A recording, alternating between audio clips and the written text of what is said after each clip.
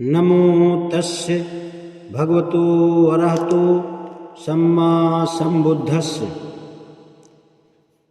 मानव इतिहास में पहली बार स्त्रियों की प्रव्रज्या महाप्रजापति गौतमी, यशोधरा व अन्य सैकड़ों स्त्रियों की प्रव्रज्या जब तथागत कपिलवस्तु में पिता के घर पर लौटे तो शाक्य स्त्रियां भी संघ में प्रविष्ट होने के लिए उतनी ही उत्सुक थीं जितने कि पुरुष।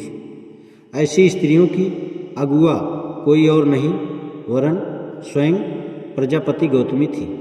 जिस समय तथागत शाक्यों के न्याग्रोधाराम में ठहरे हुए थे, महाप्रजापति गौतमी उनके पास पहुंची और बोली, भगवान, यह बहुत अच्छा रहेगा यदि स्त्रियों को भी धम्म विनय के अनुसार प्रव्रजित होने की अनुमति मिले।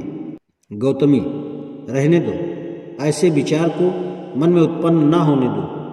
दूसरी और तीसरी बार भी महाप्रजापति गौतमी ने अपनी वही प्रार्थना दोहराई। दूसरी तथा तीसरी बार भी उसे वही उत्तर मिला। तब महाप्रजापति गौतमी बहुत ही दुखी और चिंतित हुई।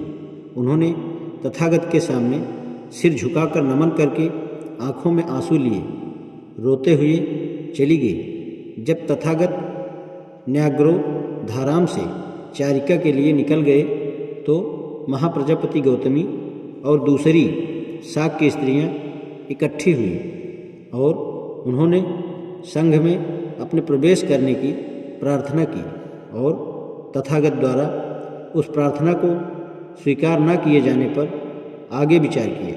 शाक्य स्त्रियों ने तथागत की अस्वीकृति को अंतिम निर्णय नहीं माना। उन्होंने निर्णय किया कि वे किसी न किसी तरह तथागत को राजी करेंगे। यह भी निर्णय किया कि वे एक कदम आगे जाकर परिव्राजक जैसे चीवर धारण करके तथागत के सामने अपेक्षित कार्य संपन्न करके उपस्थित होंगे। तदनुसार महाप्रजापति गौतमी ने अपने बाल काटे, कासाय वस्त्र पहने और अन्य शाक्य कुल की स्त्रियों के साथ तथागत से भेंट करने के लिए चल पड़ी। उस समय तथागत वैशाली के महावन के कूटागार भवन में ठहरे हुए थे। कुछ समय बाद अन्य स्त्रियों के साथ महाप्रजापति गौतमी वैशाली के कूटागार भवन में पहुंची। उस समय उनके पांव सूजे हुए थे और उन पर धूल चढ़ी थी। उन्होंने अपनी वही प्रार्थना दोहराई जो तथागत के न्याग्रोधाराम में विहार करते समय की थी और तथागत ने फिर उसे पूर्ववत अस्वीकार कर दिया। प्रार्थना के दूसरी बार भी अस्वीकृत हो जाने पर प्रजापति गौतमी वहाँ से हटकर कूटागार के दरवाजे के बाहर जाकर खड़ी हुई। सोच रही थी कि अब वह क्या करे और क्या न करे। जिस समय वे इस प्रकार खड़ी हुई थी, आनंद ने कूटागार की ओर जाते हुए उन्हें देखा और पहचान लिया। तब उन्होंने महाप्रजापति से पूछा, आप यहाँ इस प्रकार बरामदे के बाहर सूजे हुए और धूल भरे पैरों के साथ दुखी और आंखों में आंसू लिए रोती हुई क्यों खड़ी हो? आपके पैर सूजे हुए हैं और उन पर धूल चढ़ी है। गौतमी बोली, हे आनंद, क्योंकि तथागत स्त्रियों को घर से बेघर होकर उनके धम्म और विनय के अनुसार प्रव्रजित होने की आज्ञा नहीं देते। तब आनंद अस्थावीर वहाँ गए जहाँ तथागत विराजमान थे और झुककर अभिवादन किया। भगवान, देखिए, महाप्रजापति गौतमी बरामदे के बाहर खड़ी हैं। उनके पांव सूजे हैं और उन पर धूल चढ़ी हुई है। वह दुखी हैं और आंखों में आंसू भरे रो रही हैं क्योंकि तथागत स्त्रियों को घर से बेघर होकर धम्म और विनय के अनुसार प्रव्रजित होने की आज्ञा नहीं देते। भगवान, कितना अच्छा हो यदि स्त्रियों को भी इच्छानुसार प्रव्रजित होने की आज्ञा मिल जाए। क्या महाप्रजापति गौतमी ने सिद्धार्थ की विशेष सेवा नहीं की है। जब माता का शरीरांत हो जाने पर मौसी की हैसियत से उन्होंने सिद्धार्थ का पालन पोषण किया और अपना दूध पिलाया। यह कितना अच्छा होगा भगवान, यदि स्त्रियों को भी घर से बेघर होकर तथागत के धर्म और विनय के अनुसार प्रव्रजित होने की अनुमति मिले। आनंद, बस रहने दो, स्त्रियों को भी प्रव्रजित होने की अनुमति नहीं मिलनी चाहिए। दूसरी बार और तीसरी बार भी आनंद ने उन्हीं शब्दों में अपनी प्रार्थना दोहराई और उन्हें तथागत का फिर वही उत्तर मिला। तब पूजनीय आनंद थेर ने तथागत से पूछा, भगवान, आपके द्वारा स्त्रियों को प्रव्रजित न करने का क्या आधार हो सकता है?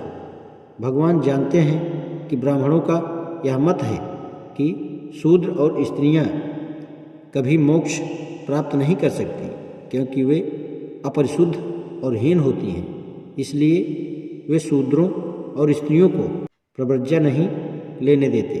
तो क्या तथागत का भी वही मत है जो ब्राह्मणों का है?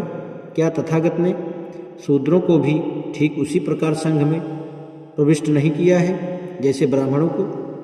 भगवान, स्त्रियों के साथ ही ऐसा अलग व्यवहार करने का क्या आधार है? क्या तथागत का यह मत है कि तथागत के धम्म और विनय के अनुसार चलकर स्त्रियां निर्वाण प्राप्त करने के योग्य नहीं हैं? तथागत ने उत्तर दिया, आनंद, मुझे गलत मत समझो। मेरा मत है कि पुरुषों की तरह ही स्त्रियां भी निर्वाण प्राप्त कर सकने में सक्षम हैं। आनंद, मुझे गलत मत समझो। मैं पुरुषों और स्त्रियों के बीच भेद करने के सिद्धांत का समर्थक नहीं हूँ। महाप्रजापति गौतमी की प्रार्थना को अस्वीकार करने का आधार कोई भेदभाव नहीं है। यह तो व्यवहारिक कारणों पर आधारित है। भगवान, मैं वास्तविक कारण जानकर बहुत प्रसन्न हुआ, लेकिन क्या व्यवहारिक कठिनाइयों के कारण महाप्रजापति गौतमी की प्रार्थना सर्वथा अस्वीकार कर दी जानी चाहिए? क्या ऐसा करने से लोग धम्म की निंदा नहीं करेंगे और क्या आरोप नहीं लगाएंगे कि तथागत के धम्म विनय में पुरुषों और स्त्रियों के बीच लिंग भेद किया जाता है, स्त्रियों को हेय माना जाता है? क्या जिन व्यवहारिक कठिनाइयों की तथागत को चिंता है, उनसे बचने के लिए कुछ नियम नहीं बनाए जा सकते? अच्छा आनंद, यदि महाप्रजापति का इतना आग्रह है कि मेरे धम्म विनय में उन्हें प्रव्रजित होने की अनुमति मिलनी ही चाहिए, तो मैं इसे स्वीकार करता हूँ, लेकिन इसके लिए 8 शर्तें माननी होगी। इन 8 नियमों का कड़ाई के साथ पालन करने के लिए महाप्रजापति स्वयं अपने ऊपर जिम्मेदारी ले लें, तभी महाप्रजापति की प्रव्रज्या होगी। जब आनंद थेर ने तथागत से उन 8 नियमों की जानकारी प्राप्त कर ली तो वह महाप्रजापति गौतमी के पास गए और उनको सब बता दिया जो तथागत ने कहा था। जिस तरह भिक्षु को कड़े नियमों का पालन करना होता है, उसी तरह एक भिक्षुड़ी को भी नियमों का पालन करना होगा। ऐसे नियमों के पालन से भिक्षु और भिक्षुड़ी का ही लाभ निहित है। महाप्रजापति गौतमी बोली, आनंद, जिस प्रकार अलंकार प्रिय कोई कुमार या कुमारी को स्नान करने के बाद कमल के फूलों की अथवा चमेली के फूलों की अथवा सत्यमुक्तक के फूलों की माला प्राप्त हो और वह उसे अपने सिर पर रखे, धारण करे, उसी प्रकार आनंद, मैं इन 8 प्रमुख नियमों को धारण करती हूँ और अपने जीवन में उनका कभी भी उल्लंघन नहीं करूँगी। तब आनंद थेर तथागत के पास आए और अभिवादन करके एक ओर बैठ गए। एक ओर बैठे हुए पूजनीय आनंद थेर ने तथागत से कहा, महाप्रजापति गौतमी ने इन प्रमुख 8 नियमों के पालन कराने की जिम्मेदारी अपने ऊपर ले ली है, इसीलिए यह अब उनकी उपसंपदा मान लीजिए। अब महाप्रजापति गौतमी ने प्रव्रज्या उपसंपदा ग्रहण की और उनके साथ ही उन 500 शाक्य स्त्रियों ने भी, जो महाप्रजापति गौतमी के साथ चलकर आई थी। इस प्रकार प्रव्रज्या प्राप्त करने के बाद उपसंपन्न होकर प्रजापति गौतमी तथागत के सामने आई और तथागत को अभिवादन करके एक ओर खड़ी हो गई। तथागत ने उन्हें धम्म और विनय की शिक्षा दी। शेष 500 भिक्षुणियों को तथागत के शिष्य नंदक ने धम्म और विनय की शिक्षा दी।